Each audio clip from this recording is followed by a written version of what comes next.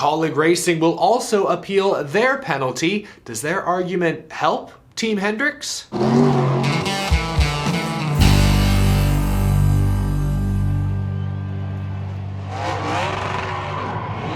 How's it going, y'all? My name is Eric. Welcome to Out of the Groove.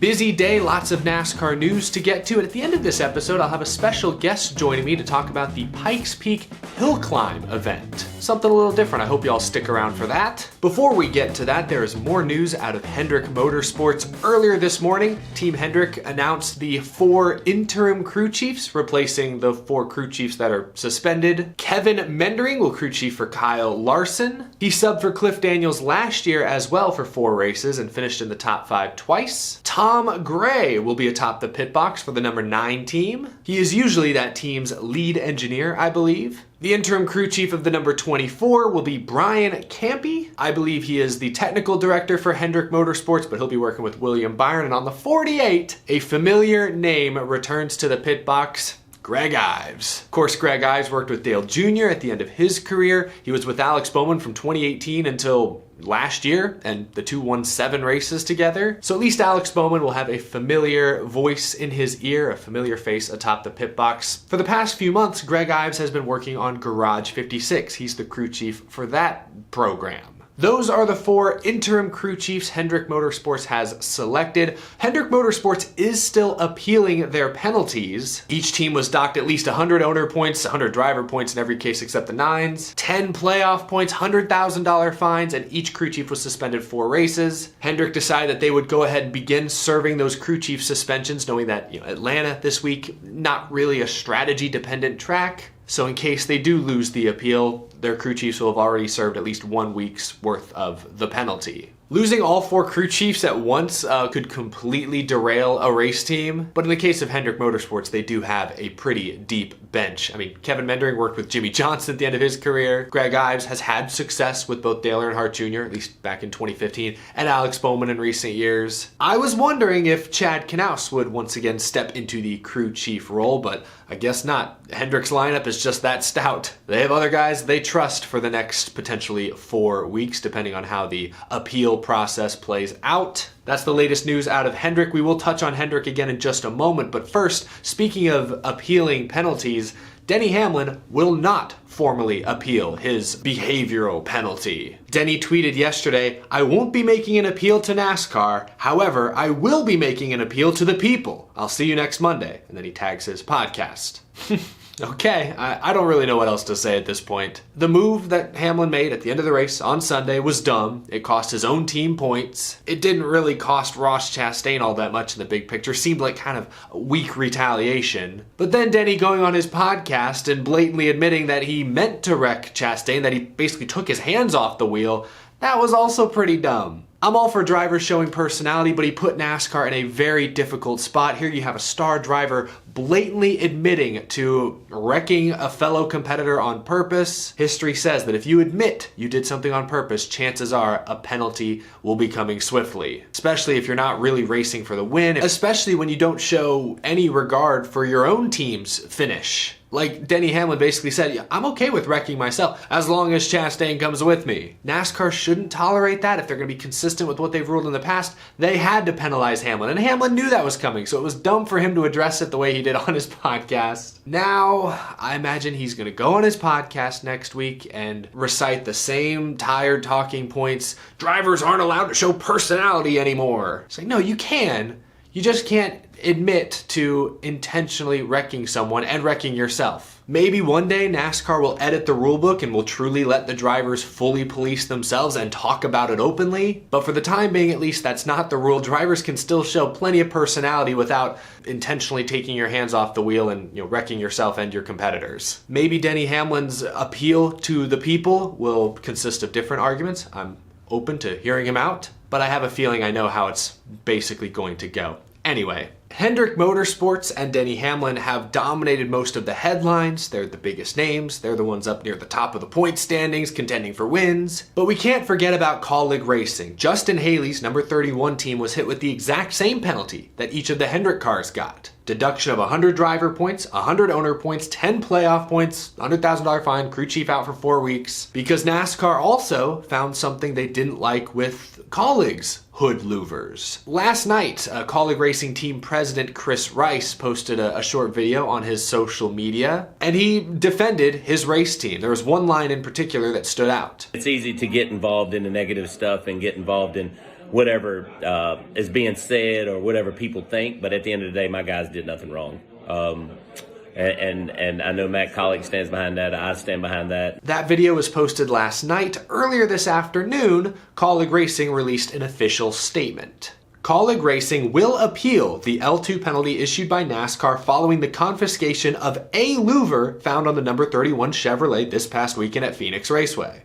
Prior to qualifying on Saturday, only one of the 2 louvers on the number 31 car was confiscated, showing inconsistencies in the parts provided to teams from NASCAR's single-source supplier, providing no competitive advantage. We will be requesting a deferral of crew chief suspension until after the appeal hearing. Ooh, let's focus on that very key detail in the middle there. Only one of the 2 louvers, every car has 2 louvers on the hood, only one of the 2 louvers on Justin Haley's car were confiscated. Kaulig is arguing, just like Hendrick did yesterday, that the single source supplier that's shipping all these louvers out to all the teams is occasionally shipping out pieces that do not match the specifics approved by NASCAR. You have Hendrick and Kaulig now arguing one of the same key points. Does that help Hendrick Motorsports' argument? Let me read you the first 2 bullet points of Hendrick Motorsports' argument that they published yesterday. Hendrick argues that the louvers provided to teams through NASCAR's mandated single-source supplier do not match the design submitted by the manufacturer and approved by NASCAR. That's exactly the same thing that Kaulig is saying. But then Hendrick also said that they have documented inconsistent and unclear communication by the sanctioning body specifically related to louvers. So Hendrick took things a step further, saying, hey, NASCAR did not communicate properly with the teams.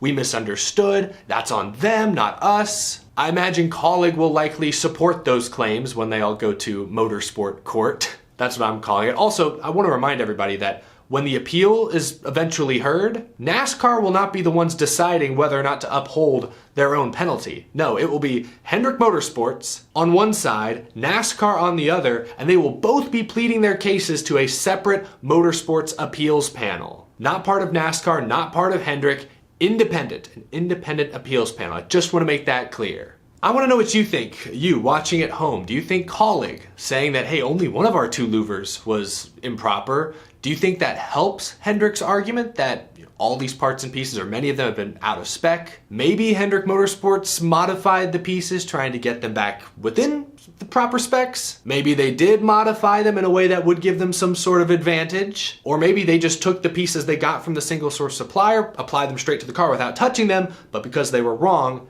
NASCAR dinged them. Could be any of those 3 situations. And if Hendrick specifically has documented evidence of NASCAR saying, hey, those louvers are okay, or something similar, then maybe Hendrick Motorsports, maybe Kaulig, maybe they have a case. I think it will be very difficult to get these penalties overturned. We saw several L2 penalties last year handed out, 100 points, 10 playoff points, the same thing. And none of those penalties were rescinded. It's going to be a tough battle for Hendrick Motorsports, especially when you consider NASCAR VP of Competition Elton Sawyer has done a lot of talking in the media the past couple of days. Like Hendrick Motorsports, Kaulig, they're laying out their side of the story. Typically NASCAR would be kind of quiet, but not this time, no. NASCAR has been pretty outspoken defending their point, their case. Here's some of what Elton Sawyer told reporters earlier this week, specifically addressing the unclear communication that Hendrick alleges of NASCAR. There's components we have approved working directly with the industry and the garage and a process to do that.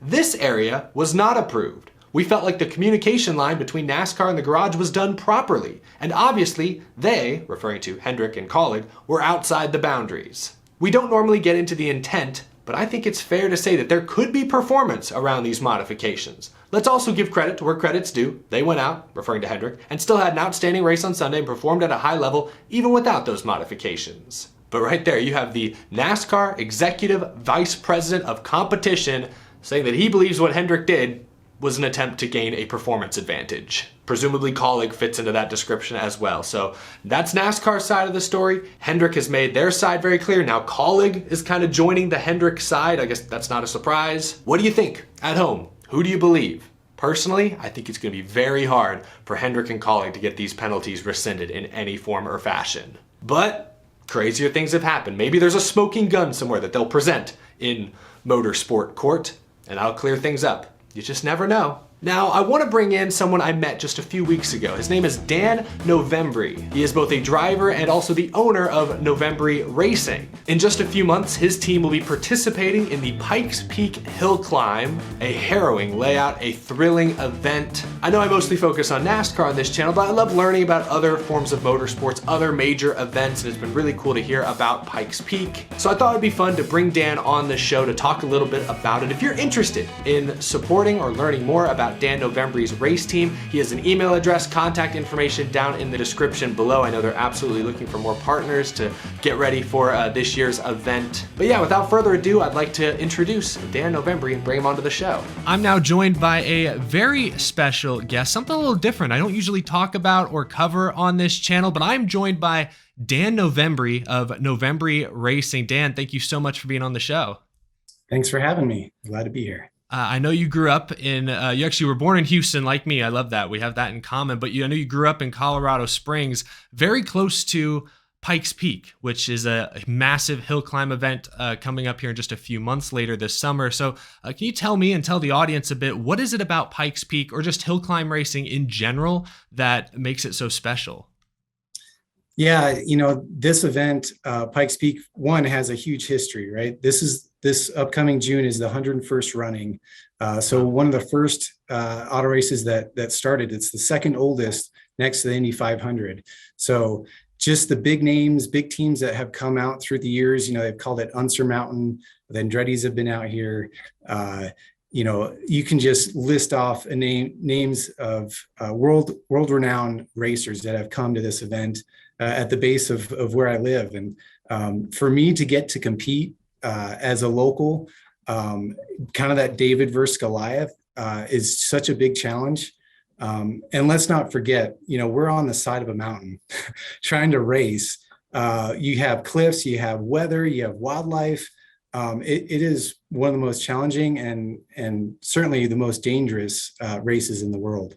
Yeah, absolutely. The bit I've learned talking to you the past few weeks, absolutely treacherous. I don't know how you guys do it every single year. That's remarkable. But the Pikes Peak Hill Climb is set for June 25th this summer.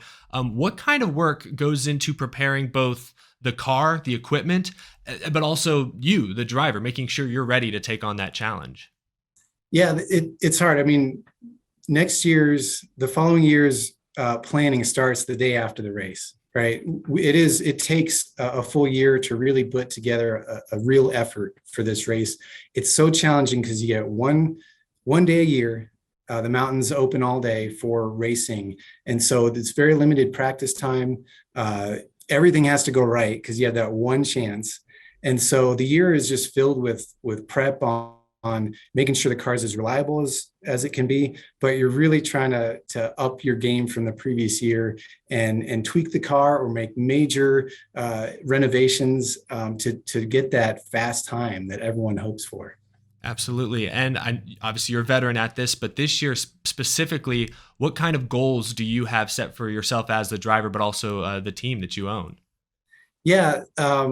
This is the second year we're in a new car. And so it's really continuing to develop that. We switched from an open wheel car in the open wheel class to a Wolf GBO8. It's a prototype racer from Europe. Wolf Racing has roots all the way back to Formula One back in the 80s and 70s. So taking a professional car and really developing it for and adapting it to what the Pikes Peak conditions need for it. So goals, I want to set a personal best, but I want to start winning. Absolutely. I mean, that's always the goal. Trophy at the end of the day. Yeah. Really exciting stuff. I can't wait to see and learn more about your journey as you guys prepare for Pikes Peak here in the next few months. Where can fans who are maybe hearing about Pikes Peak for the first time or just now learning about you, where can fans watching learn more about your team and follow along with y'all's journey the next few months? Yeah, that's great. Leading up to the race, we'll be amping up our social media. So we have a Facebook page, Novembre Racing. Also, Dan Novembre, my personal Facebook page. I put a lot of stuff on there. Instagram, we're on Novembre Racing. We also have a web page, Novembre Racing. So we'll be throwing stuff, content out there. Follow us along as we lead up with preparations. We'll be doing some test and tune days. And even the race week leading up to race day is practice on the mountain. So there's a lot to see there. Yeah, and some of the images that we're already seeing here from previous years at Pikes Peak, it's a spectacle, visually stunning and challenging. There's no catch fence up on the side of a mountain, like us NASCAR fans are used to seeing. So, well, best of luck these next few months. And Dan, we'll catch up again a little closer to Pikes Peak race day. Thanks for being on the show. Sounds great. Thanks. Thanks again to Dan for coming on the show. Thank you for watching. If you want to support Dan, again, his contact information is down below. Also, all the team's social media. I'm sure there's going to be a lot of cool pictures, images, videos coming out of Colorado over the next few months, but that's going to do it for this episode. If you enjoyed, please leave it a like. Helps me out a ton. If you're new to the channel and you love NASCAR, be sure to hit that subscribe button. There's no shortage of news throughout the NASCAR season. And thank you to my Patreon supporters, as always, for going above and beyond to support the show. It's been a busy week. I will see you again tomorrow. Atlanta Superspeedway triple header weekend is right around the corner. Thanks for tuning in.